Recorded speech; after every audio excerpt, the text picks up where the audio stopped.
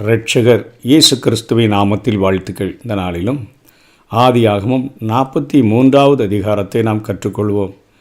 இந்த அதிகாரத்தில் எழுதப்பட்டு இருக்கிற காரியங்களை நாம் புரிந்து கொண்டு ஆவியானவர் நமக்கு உணர்த்துகிற காரியங்களுக்கு நம்மை அர்ப்பணித்து வாழுவோம். இப்போது தேசத்தில் பஞ்சம் கொடியதாக இருந்தது என்று தொடங்குகிறது இந்த அதிகாரம். அதனால் யாக்கோபினுடைய புதல்வர்கள் எகிப்துக்கு இரண்டாவது அங்கே பயணம் செய்யக்கூடிய காரியங்கள் இந்த அதிகாரத்தில் எழுதப்பட்டிருக்கிறது. பஞ்சம் கொடியதாக அதிகரித்தபடினால யாக்கோபு அதற்கான நடவடிக்கை எடுக்க வேண்டிய ஒரு கட்டாயம் ஏற்படுகிறதை பார்க்கிறோம். பென்யமின் இல்லாமல் அந்த சகோதரர்களால் எகிப்துக்கு போக முடியாது. ஏனென்றால் ஆளுநர் அந்த நிபந்தனையையே போட்டிருந்ததை நாம் அறிந்தோம். ஆகவே யூதா பென்யமினுக்கு இங்கே உத்தரவாதம் அளிக்கிறதை பார்க்கிறோம். அதனை யாக்கோபு ஏற்றுக்கொள்கிறதையும் பார்க்கிறோம். இந்த ஒரு விஷயத்திலாவது தனது வழித்தோன்றலாகிய கர்த்தராகிய இயேசுவை யூதா இங்கே நினைவுபடுத்துகிறதை பார்க்கிறோம். அவர்தாமே கல்வாரி சிலுவையில் நம்முடைய பிணையாளியாக அவர் செயல்பட்டாரே, அந்த காரியங்கள் நினைவுபடுத்தப்படுகின்றன. இங்கே 43வது அதிகாரம் 9வது வசனத்தில் என்னாலும் அந்த குற்றம் என்மேல் இருப்பதாக ரூபனை போலவே, ரூபன் 42வது அதிகாரம் 37 நான் பொறுப்பெடுத்துக்கிறேன்னு சொன்னார். ஆனால் இங்கே யூதாவும் தன் இளைய சகோதரன் பென்யமினுக்காக உத்தரவாதம் கொடுக்கிறதை பார்க்கிறோம். பென்யமின் சுகமாய் திரும்பி வராவிட்டால் அந்த பழியும் குற்றமும் நித்திய அவமானமாக தன்மேல் இருக்கட்டும் என்று சொல்லி அங்கே தெரிவிக்கிறதை நம்ம பார்க்கிறோம். ஆகவே இப்பொழுது யாக்கோபு அந்த எகிப்தினுடைய ஆளுநருக்கு பிசின் தைலம், தேன், கந்த வர்க்கங்கள், வெள்ளை போளம், தெரபிந்து கொட்டைகள், வாதுமை கொட்டைகள் ஆகியவற்றை அங்கே காணிக்கையாக அனுப்புகிறதை பார்க்கிறோம். இந்த பொருட்கள் பஞ்சத்தால் பாதிக்கப்படலை, திருப்பி வந்த பணமும் கைப்பசகாக வந்திருக்கும். ஆகவே நீங்கள் அடுத்தவங்க பணத்தின் மேலே ஆசைப்பட வேண்டாம், அதை திரும்ப கொடுத்துருங்க, பணத்தை ரெட்டிப்பாய் கொண்டு போக வேண்டும் என்று அங்கே யாக்கோபு வலியுறுத்துகிறதை பார்க்கிறோம். ஆனால் இங்கே 14வது வசனத்தில் நானோ பிள்ளையற்றவனைப் போல இருப்பேன் என்று அவன் சொல்லுகிற வார்த்தைகளை பார்க்கிறோம். பென்யமீனையும் எகிப்துக்கு அனுப்ப வேண்டும் என்னும் இந்த நிர்பந்தமான சூழ்நிலையில் இஸ்ரவேல் அதை தடுக்க தன்னால் எதையும் செய்ய முடியாது என்பதை இப்பொழுது உணர்ந்து விட்டான். அதனால் செய்யக்கூடிய ஒன்று, தன்னுடைய குமாரர்களை கர்த்தருடைய கரத்தில் ஒப்படைச்சு அவர்களை அனுப்பி விடுவோம் என்று அவன் தீர்மானம் எடுக்கிறான். அவர்கள் மீது தேவன் இரக்கம் காட்டுமாறு விண்ணப்பம் செய்துவிட்டு தன்னை எந்த சூழ்நிலைக்கும் அவன் ஆயத்தப்படுத்தி கொள்கிறதை பார்க்கிறோம்.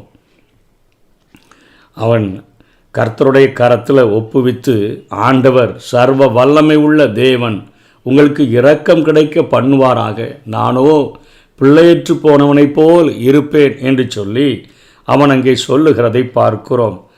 ஒருவேளை மரணத்தினால் இழப்பு நேர்ந்தாலும் தேவனுடைய சித்தத்தை ஏற்றுக்கொண்டு துன்பத்தை அனுபவிப்பதற்கு இங்கே தயாராகிறதை பார்க்கிறோம். எல்லா காரியங்களிலும் இறுதியில் நல்லபடியாக முடிந்ததினால தன் வாழ்நாள் முழுவதும் வழிநடத்தின தேவனை விசுவாசித்து மிகுந்த மகிழ்ச்சியுடன் தன் வாழ்நாளை அவன் முடிக்கிறான். இங்கே ஒரு ஜெபத்தோடு கூட தான் சர்வ வல்லமையுள்ள தேவன் என்று சொல்லி எல்ஷடா என்கிற நாமத்தில் தன்னுடைய புதல்வர்களை அங்கே எகிப்துக்கு அனுப்புகிறதை பார்க்கிறோம். 16வது வசனத்திலிருந்து 25வது வசனம் வரையிலும் பார்க்கும்போது யோசேப்பு மீண்டும் தன் சகோதரர்களை கண்டபோது ஆழ்ந்த மன உருக்கம் அடைகிறதை பார்க்கிறோம். ஆனாலும் தான் யார் என்பதை அவன் இங்கே வெளிப்படுத்தலை. ஒரு விருந்துக்கு அவன் ஒரு பெரிய ஏற்பாடை அங்கே செய்யும்படியாக தன்னுடைய விசாரணைக்காரன் வேலைக்காரனுக்கு கட்டளையிடுகிறான். யோசேப்பின் சகோதரர் அவனுடைய வீட்டுக்கு கொண்டு வரப்பட்ட போது தங்களுடைய சாக்குகளில் பணம் திரும்பி வந்ததன் காரணமாகத்தான் தண்டிக்கப் போவதாக மிகவும் பயப்படுகிறாங்க.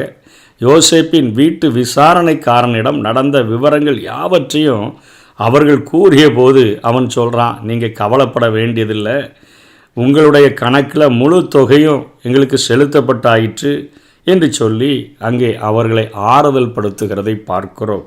சிறைச்சாலையிலிருந்து சிமியோன் விடுதலை செய்யப்பட்டு அவர்களோடு கூட சேர்ந்து கொண்டான். விருந்துக்கு அனைவரும் ஆயத்தமாகி இருக்கிறாங்க. மத்தியானத்தில் யோசேப்பு உணவு சாப்பிட்றதுக்கு வீட்டுக்கு வந்தபோது தங்களுடைய தகப்பன் அனுப்பிய காணிக்கைகள் எல்லாவற்றையும் அவர்கள் கொடுக்க ஆயத்தமானார்கள். திரும்பி வந்த பணம் அது உண்மையிலேயே கானானுக்கு செல்லுகிற வழியில் ஒரு சகோதரன் கண்டுபிடித்தா. வீட்டுக்கு போனபோது எல்லாரும் கண்டுபிடிச்சிக்கிட்டாங்க. அந்த காரியங்கள் திரும்ப அங்கே நினைவு கூறப்படுகிறத பார்க்குறோம். 43வது அதிகாரம் 21 அவர்கள் அதை விவரமாக அவர்கள் கூறினதை பார்க்கிறோம். அதனைத் தொடர்ந்து யோசேப்பு வந்தபோது அவனுடைய சகோதரர்கள் அவன் முன்னர் கண்ட கனவு நிறைவேறும்படி அங்கே தரை மட்டும் குனிந்து வணங்குகிற காரியங்கள் நடக்கிறது. அவன் 37வது அதிகாரம் 7வது வசனத்தில் கண்ட கனவு அங்கே அப்படியே எல்லா அந்த 11 சகோதரர்களும் அங்கே வணங்கி நிற்கிறார்கள். அவருடைய குடும்பத்தை அங்கே யோசேப்பு நலம் விசாரித்து அங்கே பென்யமீனை கண்டபோது அவனுக்குள்ளாக ஒரு உணர்ச்சி அவனுக்கு ஏற்படுகிறது. விருந்து பரிமாறிய போது அவன் தனியாகவும் 11 சகோதரர்களும் தனியாகவும் சாப்பிட்டார்கள். எகிப்தியரும் தனியாக சாப்பிட்டார்கள். அந்த சகோதரர்கள் அவர்களுடைய வயதின்படி வரிசையாக உட்கார வைக்கப்பட்டிருக்கிறத பார்க்கும்பொழுது எகிப்தியர்களுக்கு நம்முடைய வயசு எப்படி தெரியும், நம்முடைய வயதின்படியை உட்கார வச்சிருக்கிறாங்களேன்னு மிகுந்த ஒரு ஆச்சரியத்தோடு கூட அமர்ந்திருந்தார்கள். அவர்களுடைய வயதை எகிப்தில் எவன் அறிய முடியும்னு சொல்லி அவர்களுக்கு ஒரே ஆச்சரியம். யோசேப்பின் சொந்த சகோதரன் ஆகிய பென்யமீனுக்கு உணவில், அதாவது மற்றவர்களுக்கு கொடுக்கப்பட்டதை விட 5 பங்கு கொடுக்கப்படுகிறதை பார்க்கிறோம்.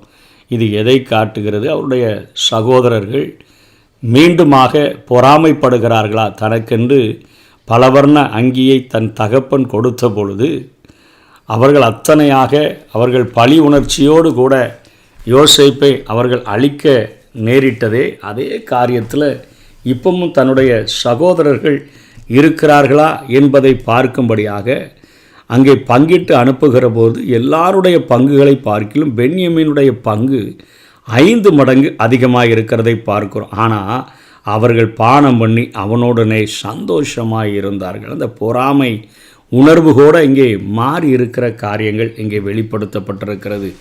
ஆகவே அவர்களுக்குள்ளாக தன்னுடைய சகோதரனாகிய யோசேப்புக்கு செய்த காரியங்களினால்தான் நம்ம தண்டிக்கப்படுகிறோம் என்று அவர்களுக்குள்ளாகவே அவர்கள் பேசிக்கொண்ட எபிரேய பாஷையில் பேசிக்கொண்ட அந்த காரியங்களை யோசேப்பு புரிந்து கொண்டான். அவர்கள் செய்த குற்றத்திற்காக ஆண்டவர் நம்ம செய்த குற்றங்களை அநேக நேரங்களில் நம்முடைய மனசாட்சியில் உணர்த்துகிற பொழுது நாம் நம்முடைய இருதயத்தை கடினப்படுத்துகிறோமா, அல்லது ஆண்டவரிடத்தில் இரக்கம் பெறுகிறதற்காக மன்றாடுகிறோமா, உணர்கிறோமா என்கிறதை ஆண்டவர் பார்க்கிறது போலத்தான் யோசேப்பும் இங்கே தன்னுடைய சகோதரர்கள் செய்த குற்றத்தை உணர்கிறார்களா என்கிறதை பார்க்கும்படியாக அவர்களை வேவுகாரர் என்று சொல்லியும் அவர்களை கொஞ்சம் கடினமாய் நடத்துகிறது போல காரியங்களை முந்தின அதிகாரங்களிலே செய்தார்.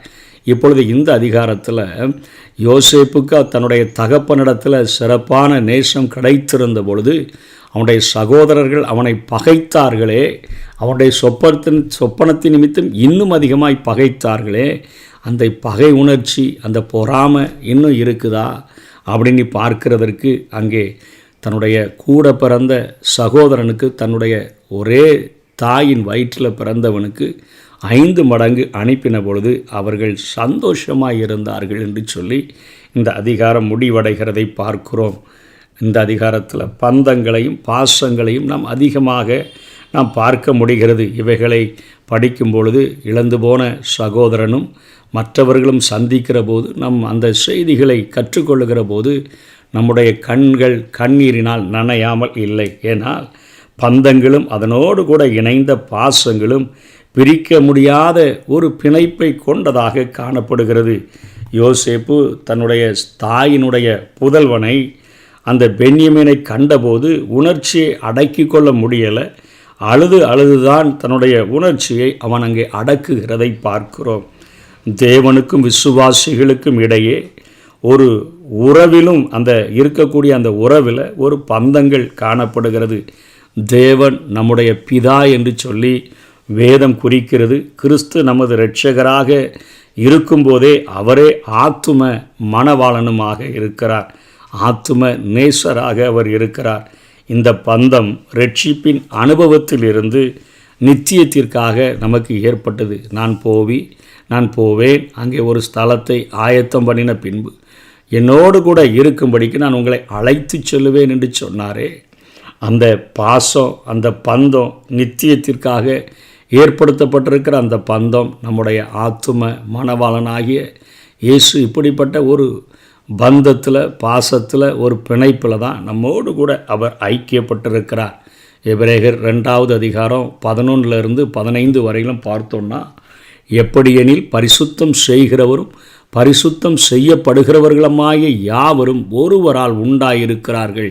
இது நிமித்தம் அவர்களை சகோதரர் என்று சொல்ல அவர் வெட்கப்படாமல், உம்முடைய நாமத்தை என் சகோதரருக்கு அறிவித்து சபை நடுவில் உம்மை துதித்து பாடுவேன் என்றும், நான் அவரிடத்தில் நம்பிக்கையாயிருப்பேன் என்றும், இதோ நானும் தேவன் எனக்கு கொடுத்த பிள்ளைகளும் என்று சொல்லியிருக்கிறார்.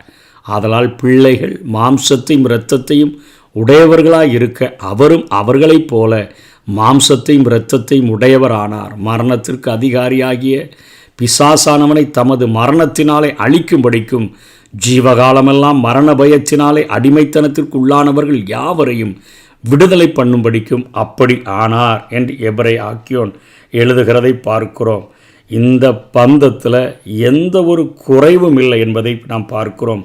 உலக பாசங்களிலும் ஆழமான ஒரு பாசம் எப்போ அதை உணர்ந்து கொள்ள முடியும்னு சொன்னால், நம்ம தனிமைப்பட்டவர்களாக இருக்கிறோம் என்று நினைக்கிற பொழுது, தனிமையில் அழுகிறவர்களாக நினைக்கிற பொழுது, இயேசு நம்முடைய அருகில் வந்து, நான் உங்களை திக்கற்றவர்களாக விடேன், நான் உங்களிடத்திற்கு வருவேன் என்று சொல்லி நம்மை தேற்றுகிற காரியம், நம்முடைய வாழ்வில் நாம் இழந்து போன நேசங்களை நிரப்புகிற, அந்த வெற்றிடத்தை நிரப்புகிற அந்த இயேசு கிறிஸ்துவினுடைய பாசத்தை நாம் உணர்ந்து கொள்ளுகிற போது நிச்சயமாக அவருடைய கரங்களினால் நாம் தேற்றப்படுகிறோம். அதனால தான் சங்கீதக்காரன் சொல்கிறான், நான் எப்பொழுதும் வந்தடையத்தக்க கண்மலையாக இரும் என்று சொல்லி.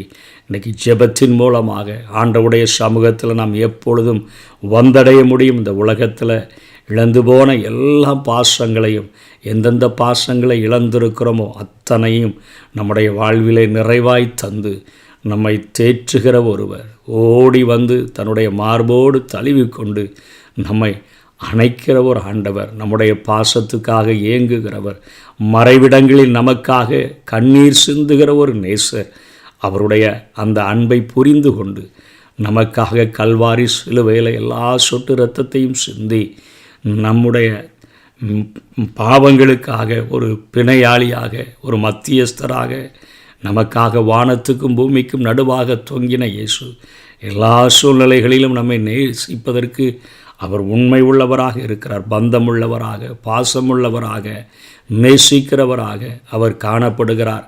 அவருடைய அன்புக்காக நாம் ஏங்குவோம். ஒவ்வொரு நாளும் அதிகாலையில் அவருடைய அன்பை தேடி அவருடைய பாதத்தில் அமருவோம். கர்த்தர் தாமே நம்மை ஆசீர்வதிப்பாராக. ஆமென்.